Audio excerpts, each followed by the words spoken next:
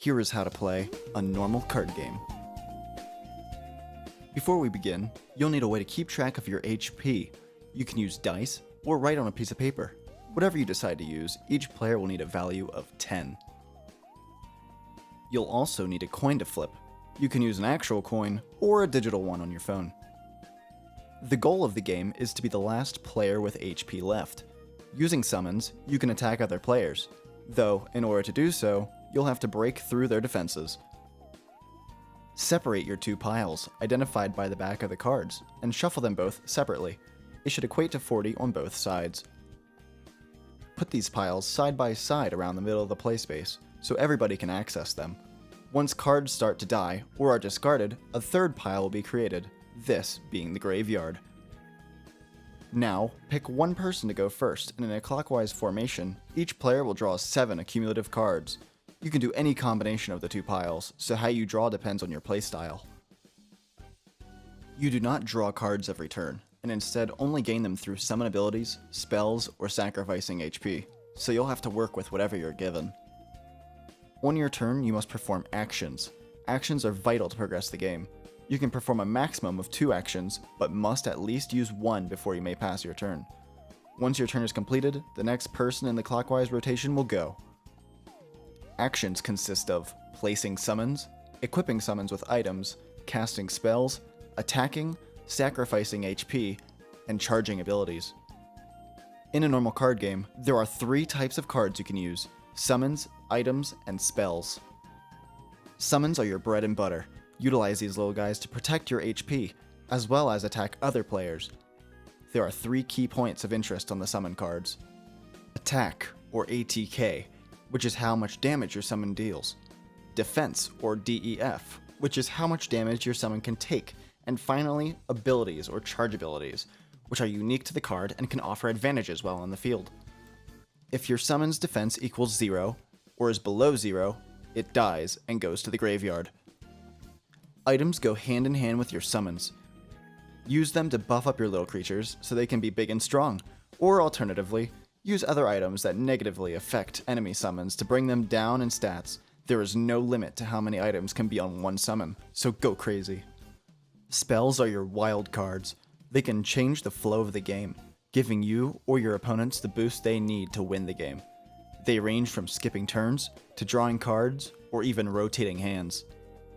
On your turn, you place summons directly in front of you, making a horizontal line.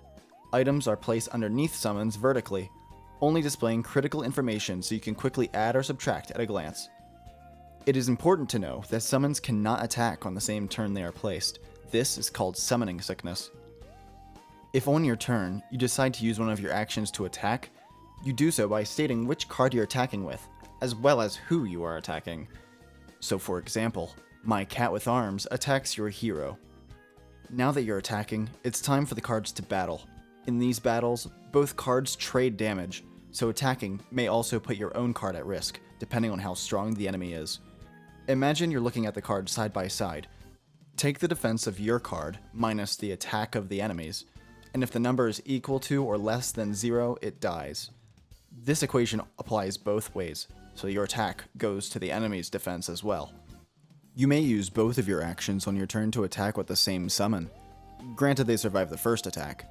You may also attack with 2 separate summons, one to each action.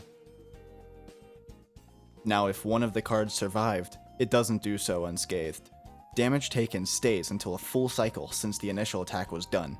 Once it's been a full cycle, your summon's defense will replenish the damage it took. If an enemy has summons in front of them, you cannot attack their base health and must attack their summons. Cycle is a common term in a normal card game. It's a form of time measurements to keep track of ability effects, as well as the aftermath of summon battles. A cycle is a player's full rotation around the table after an event occurs. These events include summon attacks, spells, or charge abilities. There can be multiple cycles operating at the same time. Charge abilities. Charges can be found on all types of cards. They are typically single-use abilities that can help you in a positive way. In order to use a charge ability, you must dedicate the amount of actions it requests on the card. So a Charge 2 ability requires 2 actions in order to activate. Once the criteria is met, the ability activates instantly. Charge abilities that require more than one action to activate can be split amongst multiple turns, so you could dedicate one action on a turn, and the second action later down the line, once you're ready to activate the ability. On some abilities, you may see the term damage, or DMG. This is instant damage and cannot be defended against. The summon that uses the damage ability does not get hurt at all in the process. Are you down on your luck? In a normal card game, you have the option to sacrifice your player HP to draw more cards. On your turn, all you need to do is use one of your actions to sacrifice. Take your HP down by 1 and draw a card from either pile. You may sacrifice multiple times on your turn, granted you have the actions to do so.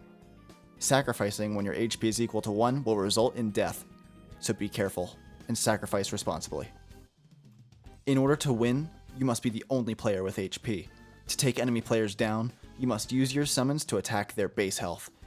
You can only do so if the enemy has no available summons to defend on the field. And that's about everything. I hope you have a fun time playing a normal card game.